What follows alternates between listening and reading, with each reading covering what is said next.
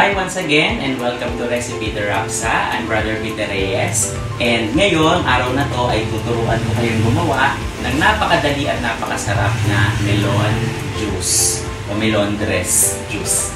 Natutunan ko to sa lola ko at paborito ko to nung bata ako. Halika, samahan niyo ako.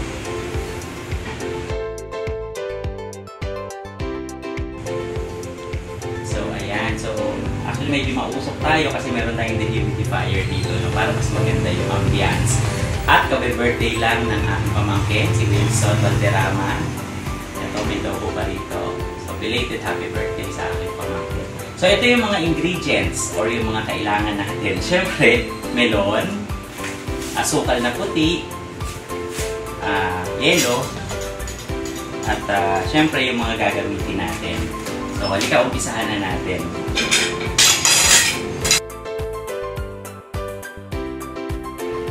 So, nagtataka kayo kung bakit may kandila dito sa harapan ko. Protection lang yan para if in case may mga insekto, hindi sila lalapit.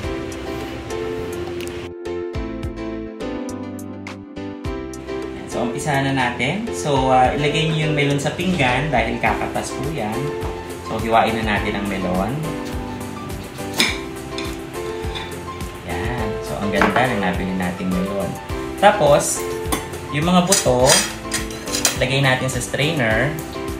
Actually, malasang-malasa rin itong part na ito eh. Kaya mamaya, babanlawan natin ito ng tubig. At ihalo rin natin sa ating juice. Ayan.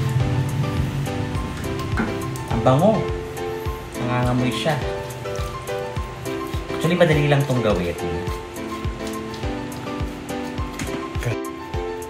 So, pag wala na yung mga buto, set aside natin ito. Tingnan natin ang ating pangkayod.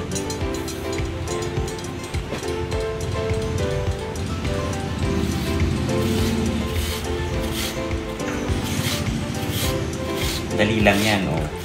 Kung gusto nyo, gaangan nyo yung kayod para maninipis. Diinan nyo naman yung kayod kung gusto nyo medyo makakapal ang hibla ng melon.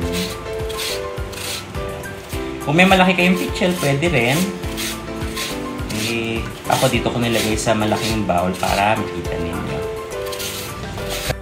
So, mainam din na marunong tayong gumawa nito kasi alam nyo ba, sa isang kinainan naming restaurant, nako, almost 300 isang pitchel.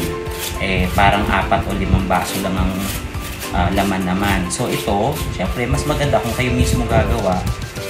Talagang magsasawa kayo sa melon juice. Ang isang melon sa palengke ay nagkakahalaga ng around ano lang naman 70 to 100 pesos ang isang ganito. Itong malaki na to, nasa almost 100 to. So marami na tayong magagawa dito. So, dito compared sa restaurant, syempre. So yan. So pag may time kayo, bili rin kayo sa palengke ng melon para makagawa kayo ng juice sa bahay. So ito na siya.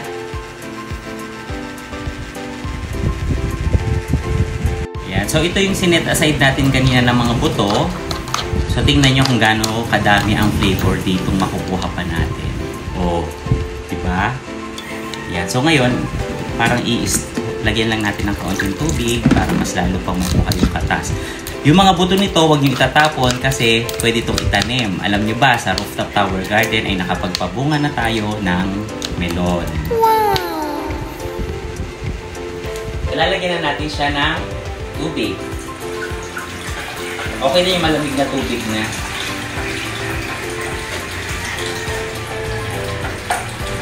Napakasarap nito. Napaka-refreshing. Pagkatapos ng tubig, lagyan na natin siya ng asukal. Yung iba, kung medyo ayaw nyo ng asukal at kayo diabetic, pwede kayo gumamit ng green stevia para pampatamis. So, dito ang ilalagay natin ay 1/4 lang ito. Konti-konti po na.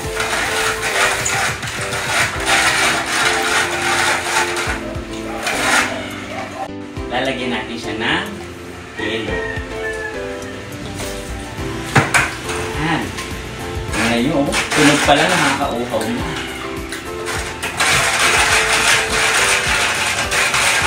At titikman natin mamaya.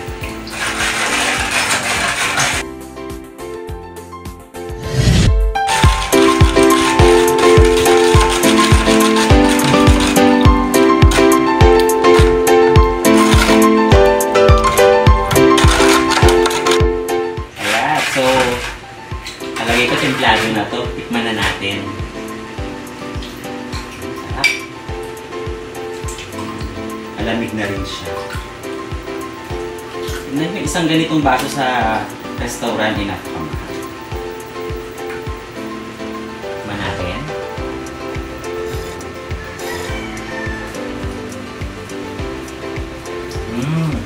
Tama yung tamis at timpla. Very refreshing.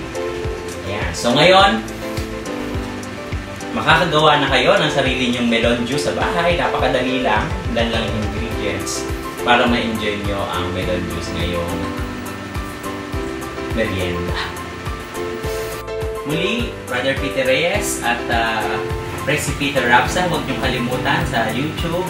Like, share, comment, and subscribe. At syempre, don't forget to hit the bell button para sa mga latest updates. At hanggang sa muli, hanggang sa susunod nating recipe. Bye!